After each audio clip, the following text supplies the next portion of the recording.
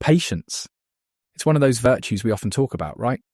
But have we ever truly considered the depth it holds? I mean, the great minds throughout history, like the eminent Imam Ali, they've expounded so much on it. And today, I want to begin with this profound saying of his: patience comes in two forms, enduring what you dislike and resisting what you love. Let's start with endurance first. This is the kind of patience you'd need when facing, well, the hardships life throws your way. Whether it's an illness, injustice, financial challenges, the ability to stay grounded, to persevere without giving in to bitterness or despair. That's the core of this idea. It's about refraining from reacting impulsively, even when it feels like the world is stacking the odds against you. Think about this for a moment. Imagine a person dealing with severe poverty, day in, day out, struggling to make ends meet but choosing to maintain faith, to keep on striving without lapsing into resentment. That kind of strength, that humility, it's honestly quite extraordinary. These are the people who remind us just how much power resides in patiently enduring, no matter how dire the circumstances might appear.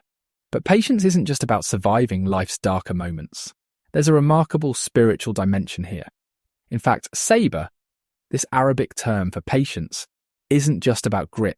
It's woven into the moral and spiritual fabric of existence.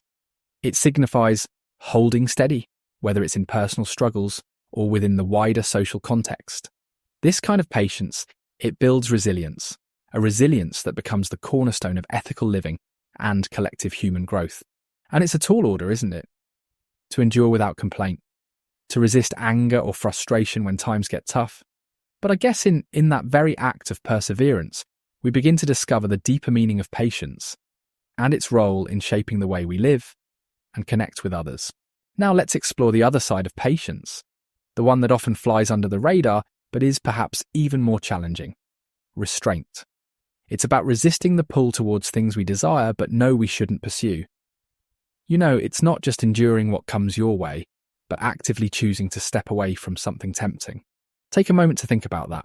Imagine having the opportunity to indulge in something you deeply want, but stopping yourself, not because you can't, but because you choose not to. That's where true strength lies. And when we talk about ethical resolve, this is what separates those who merely follow rules from those who live by them. I mean, let's be honest. Isn't it easier to justify a fleeting pleasure than to deny it completely? Most people can endure hardship. They might not like it, but they endure it because they have no choice. But few can walk away from something they crave, especially when no one else is watching. It's like holding on to an invisible thread of morality, even when it feels fragile or inconvenient. Here's a story I often think of. There's this young man, surrounded by opportunities to cheat his way through life. Let's say financial dishonesty or corruption. He has the ability to do it. The temptation is right there, yet he chooses not to. Instead, he sticks to his principles even when it costs him an easier path forward. That's restraint, and it's a kind of patience that shows incredible inner strength, don't you think?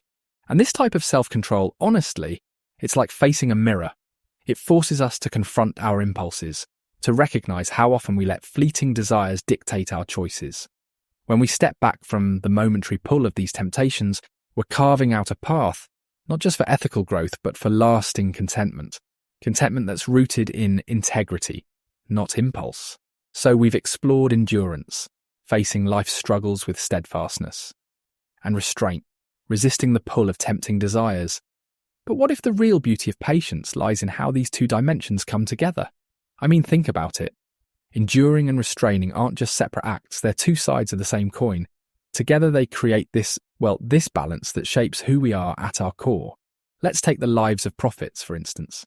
These figures, like the greats we've heard about, didn't just excel in enduring hardships like exile or persecution. They also mastered restraint, turning away from anger, from vengeance, even when they had every reason to indulge in those feelings. It's like their ability to endure gave them the strength to restrain, and vice versa. And when you think about that harmony, it really redefines patience, doesn't it? Patience becomes less about grit or willpower in isolation, and more about this dynamic interplay. It's saying no to despair when things fall apart, and no to indulgence when things seem all too enticing. Both demand strength, but in different ways. Together they're what elevate moral character to something truly extraordinary. There's something humbling about realizing this. Because, let's be real, how often do we focus on just one part of patience? Maybe we pride ourselves on enduring hardship, but overlook our impulses, or we value self-control while taking endurance for granted. But the true moral challenge, perhaps even the most rewarding one, is practicing both dimensions equally. It's where resilience meets discipline, and you find yourself not just weathering life but growing through it. So here's a thought to leave you with. Which part of patience, endurance or restraint, do you find most challenging? And how might bringing both into balance transform not just the choices you make, but the person you become? It's worth pondering, isn't it? And on that note, that's all for today. Thanks for joining me as we explored this timeless wisdom of patience. Until next time, take care and, well, keep reflecting.